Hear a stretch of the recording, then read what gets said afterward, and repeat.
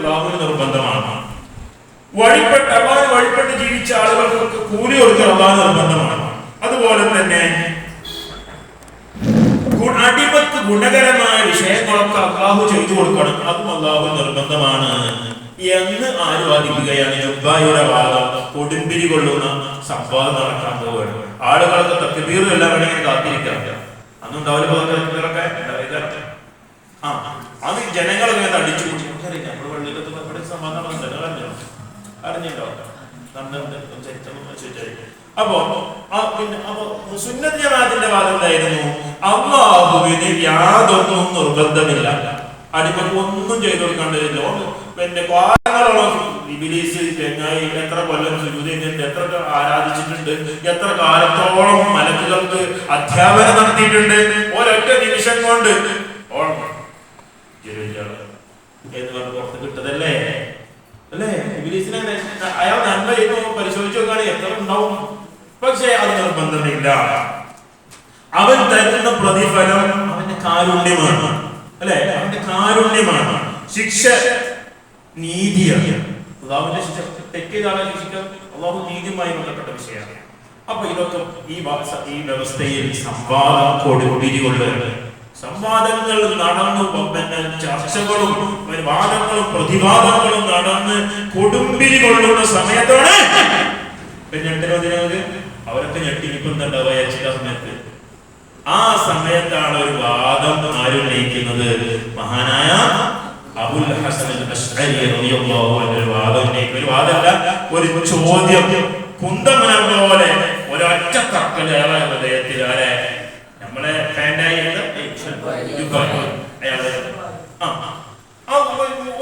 ഒരു ഉദാഹരണത്തിലൂടെയാണ് സമർപ്പിക്കുന്നത്. അള്ളാഹുവിനെ മൂന്ന് മനുഷ്യന്മാരെ കുറിച്ച് പറയാം. അള്ളാഹുവിനെ വഴിപ്പെട്ട് ജീവിക്കുന്ന ഒരു മനുഷ്യൻ, അവന് വഴിപ്പെട്ട് അള്ളാഹുവിന്റെ വിധിവിലക്കുകളൊക്കെ പാലിച്ച് ജീവിക്കുന്ന ഒരു മനുഷ്യൻ. മറ്റൊരാൾ അള്ളാഹുവിനെ ധിക്കരിച്ച് ജീവിച്ച മനുഷ്യൻ. മറ്റൊന്ന് ചെറിയ കുട്ടിയായിരുന്നപ്പോൾ മരിച്ചൊരു മനുഷ്യൻ, ഒരു കുട്ടി. മൂന്നാളാണ് നന്മകൾ ചെയ്ത് അള്ളാഹുവിനെ പേടിച്ച് ജീവിച്ച ഒരാൾ. പിന്നെയോ തെറ്റുകൾ ചെയ്ത് ജീവിതം മുന്നോട്ട് പോയി ആളാണ്. അതുപോലെ തന്നെ ചെറുപ്പത്തിൽ നന്മ ചെയ്യാൻ പറ്റിയില്ല, കെമ്മി ചെയ്യാൻ പറ്റിയില്ല, പാവം കുട്ടി, അയാൾ മരിച്ചു, ആ കുട്ടി മരിച്ചു. ഇവരൊക്കെ മരിച്ചുപോയി. എങ്കിൽ ജുബ്ബായിനുള്ള ചോദ്യം, ജുബ്ബായിങ്ങനെ നമ്മളെ കൂടെ നമ്മളെ ഓതി പഠിച്ച ആളല്ലേ, എന്ത് ഇങ്ങനെ നിസ്സാരായിരിക്കും കൊടുക്കാൻ പോവാണ്. ആരെ നീരായി കൊടുക്കാൻ പോവാരെ ആരെ ജുബ്ബായി ഇങ്ങനെ ഇരിക്കാം. പറയാൻ വേണ്ടി ഇങ്ങനെ ഒരുങ്ങി നിൽക്കുമ്പോ അവൻ ചോദ്യം, അയാൾ പറഞ്ഞു, മൂന്ന് വ്യക്തികളെ കുറിച്ച് ചോദിച്ചു. എന്നിട്ട് ചോദിക്കുകയാണ്, ഇവർക്കൊക്കെ അള്ളാഹു എന്ത് പ്രതിഫലമായിരുന്നു നൽകുക? പ്രതിഫലം കൊടുക്കുന്നതൊക്കെ നിർബന്ധമാണല്ലോ. നന്മ ചെയ്ത പ്രതിഫലം കൊടുക്കുന്ന നിർബന്ധം എന്ന് പറഞ്ഞു അല്ലേ? ആണല്ലോ, അല്ല വാദം അല്ലേ? നന്മ ചെയ്താൽ നിങ്ങൾ പറഞ്ഞു അല്ലല്ലോ, നന്മ ചെയ്താൽ എന്ത് നിർബന്ധമാണ്? പ്രതിഫലം കൊടുക്കുന്നത്. അപ്പൊ ഈ മൂന്ന് മനുഷ്യന്മാർ ആരൊക്കെ? മൂന്നാൾക്കാര് അള്ളാഹുവിനെ വഴിപ്പെട്ട് ജീവിച്ചാൽ, മറ്റൊന്ന് ധിക്കരിച്ച് ജീവിച്ചാൽ, മറ്റൊന്ന് ഒന്നും ചെയ്യാതെ മരണപ്പെട്ടു പോയ നന്ദികൾ തിന്മയില്ലാത്ത ഒരു പാവം കുട്ടി മരണപ്പെട്ടു. ചോദ്യം, അള്ളാഹുവിലേക്ക് എന്താ പ്രതിഫലം കൊടുക്കുക? നിസ്സാരായി ചോദ്യം.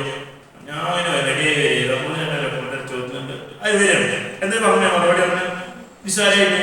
ആദ്യം പറഞ്ഞു സ്വർഗം കൊടുക്കും, അതിന് പറഞ്ഞ ആളാണ് അള്ളാഹു വഴിപ്പെട്ട് ജീവിച്ച ആളാണ്. അപ്പൊ ചിന്തിക്കാനുള്ളതോ അള്ളാഹു എന്ത് ചെയ്യും? സ്വർഗം കൊടുക്കും. നന്മ ചെയ്തില്ലേ? നല്ല ജീവിച്ചല്ലേ, സ്വർഗം കൊടുക്കും.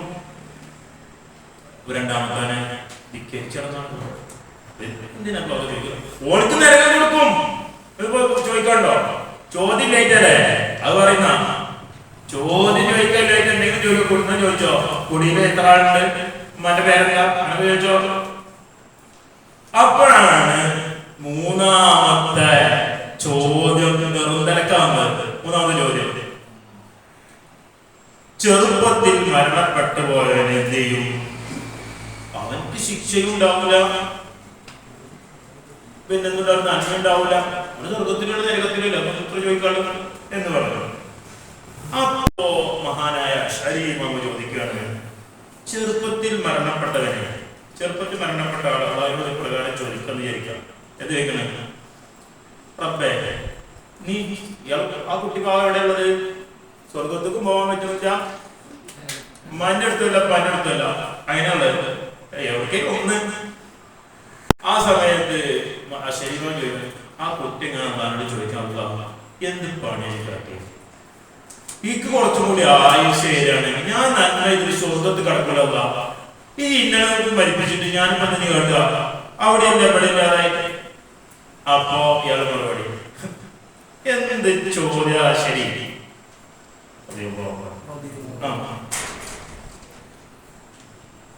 അപ്പോ ഇയാളെ മറുപടി എന്താണെന്നറിയോ?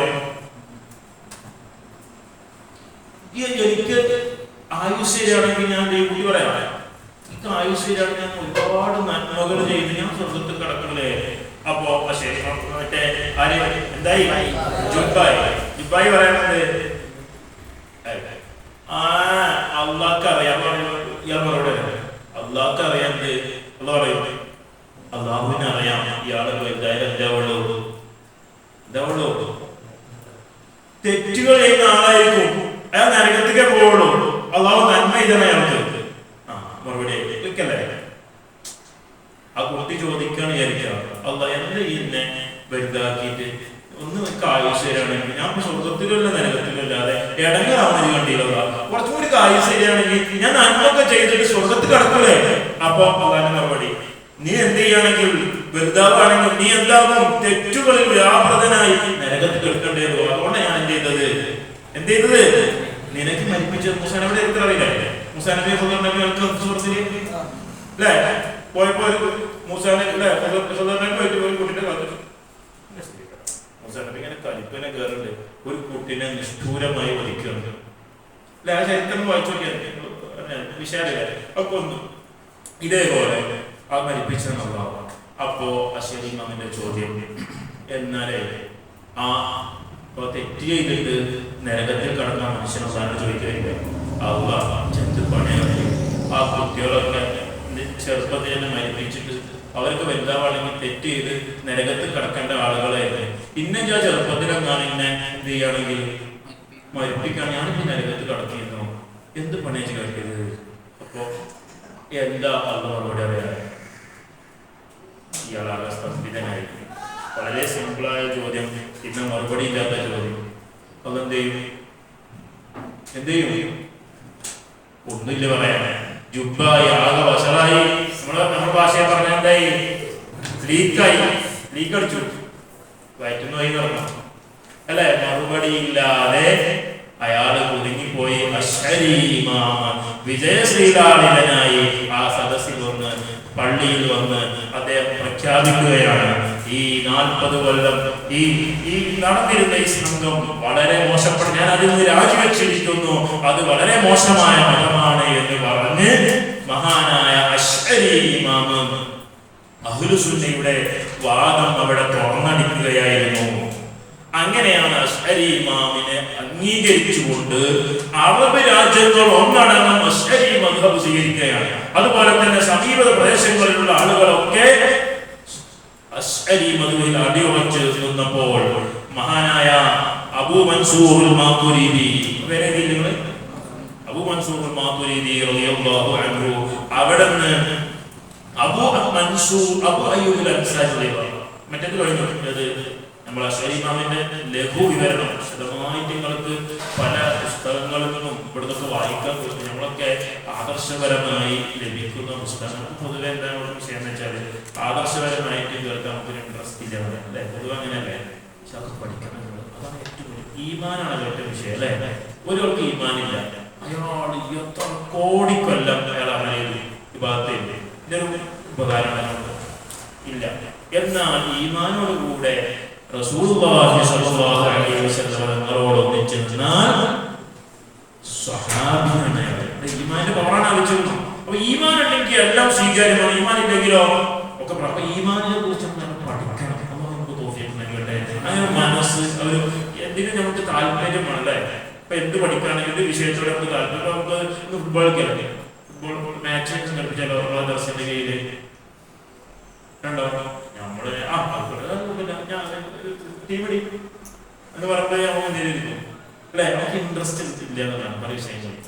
ഓരോരുത്തർക്കും ഓരോന്നിനായിട്ട് ഇൻട്രസ്റ്റ്. പക്ഷെ അള്ളാഹു നമുക്ക് ദീനിന്റെ വിഷയങ്ങൾ പഠിക്കാനും ആദർശങ്ങൾ നമുക്ക് മനസ്സിൽ പഠിക്കാനുള്ള ഒരു ഉന്മേഷവും ഒരു ആർജവവും ഒരു താല്പര്യം അള്ളാഹു നൽകട്ടെ, അല്ലെ, നൽകണം. അള്ളാഹു നമുക്ക് സ്വീകരിക്കട്ടെ.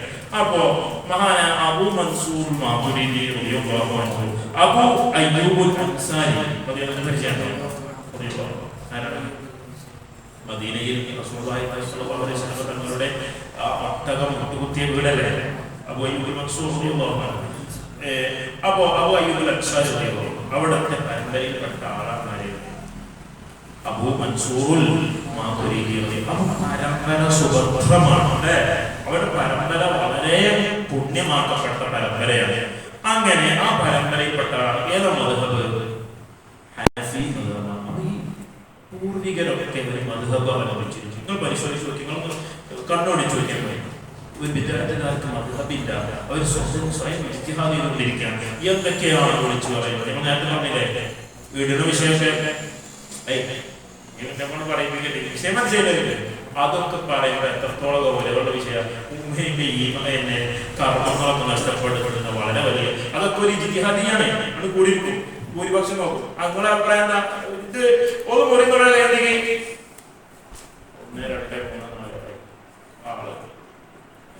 5 15 ഒന്ന് മുറിയില്ലാന്നുള്ള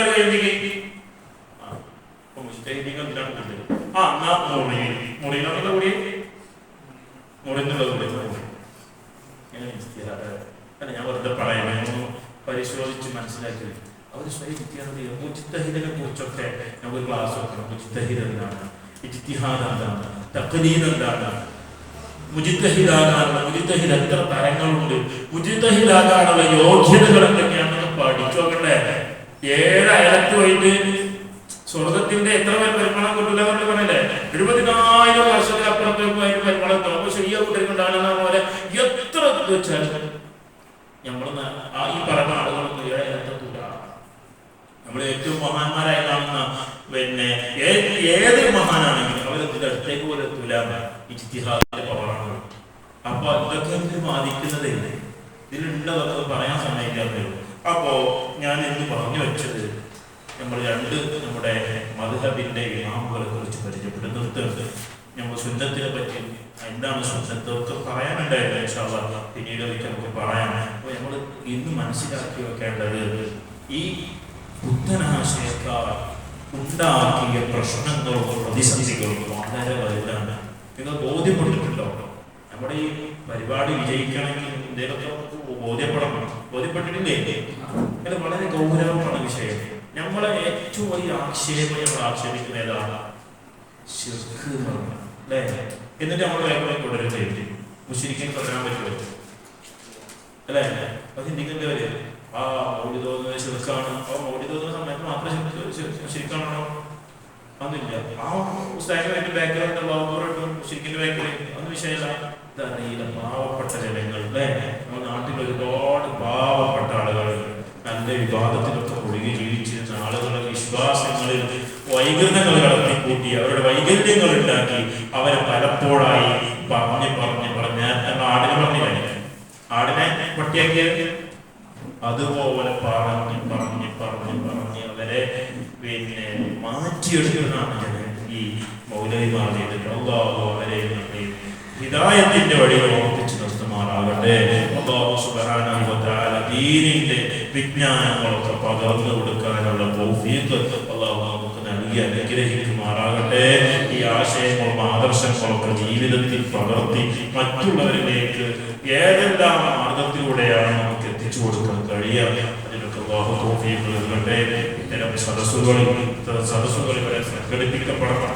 ഇനിയും വലിയ സദസ്സുകളൊക്കെ അടുത്തടുത്ത് നിങ്ങൾ സമാജ കമ്മിറ്റിയുടെ പേരിൽ നടക്കണം. ഞങ്ങൾ വരുന്നതിന് ആശയം പറഞ്ഞു. എന്നിട്ട് നിങ്ങൾ വിശേഷിക്കുന്നില്ല. അതുകൊണ്ടല്ല വരുമ്പോൾ ഒന്നുണ്ടാവില്ല. അതായത് നമ്മൾ കണ്ടിന്യൂ അതിൻ്റെ ഒരു ഇതിനുള്ളിൽ വെച്ചിട്ട് മടക്കി വെച്ചിട്ട് വെച്ച് നമുക്കറിയാമല്ലോ അത് കിട്ടില്ല.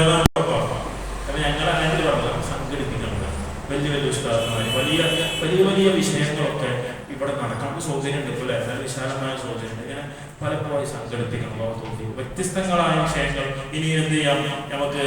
പിന്നെ ഇപ്പൊ ഏറ്റവും കൂടുതൽ പ്രശ്നം വരുന്ന എന്താ, മുജാഹിദ് ജമാഅത്ത് ഇതൊക്കെ ഇപ്പൊ ഇങ്ങനെ കുറഞ്ഞ അതിനേക്കാൾ ഗൗരവം വേറെ ഒന്നുണ്ടതാ യുക്തിവാദം അല്ലെ. യുക്തിവാദത്തെ കുറിച്ച് നമുക്ക് എന്താ പറയാ, പല ചോദ്യങ്ങൾക്ക് മുമ്പിൽ അതിന്റെ യുക്തിവാദങ്ങളെ കുറിച്ച് അറിയുന്ന, അതിനെ കുറിച്ച് പഠനം നടത്തുന്ന ആളുകളുണ്ട്, പിന്നെ നാടുകളുണ്ട്. അവരൊക്കെ കൊണ്ടുവന്ന് നമുക്ക് ഇങ്ങനെ വിജ്ഞാനങ്ങൾ ഉണ്ടായിക്കൊണ്ടേ നമുക്ക് മനസ്സിലാക്കാം ഈ വിഷയങ്ങളൊക്കെ എന്താണ്. നമ്മളോട് ഇതെന്താ വെച്ചാൽ അത് എന്താ ഇതുണ്ട് ആ രൂപത്തിലല്ലാതെ നമുക്ക് മനസ്സിലാക്കണം. അല്ലാഹു നമുക്ക് അവസരങ്ങൾ അനുഗ്രഹിക്കുമാറാകട്ടെ. ഈ സദസ്സുകളെ സംഘടിപ്പിച്ച സംഘാടകർ, ഇതിനുവേണ്ടി പ്രവർത്തിച്ചവർ അല്ലാഹുവിന്റെ അർഹമായ പ്രതിഫലം നൽകി അനുഗ്രഹിക്കുമാറാകട്ടെ. അൽഹംദുലില്ലാഹി റബ്ബിൽ ആലമീൻ. അസ്സലാമു അലൈക്കും.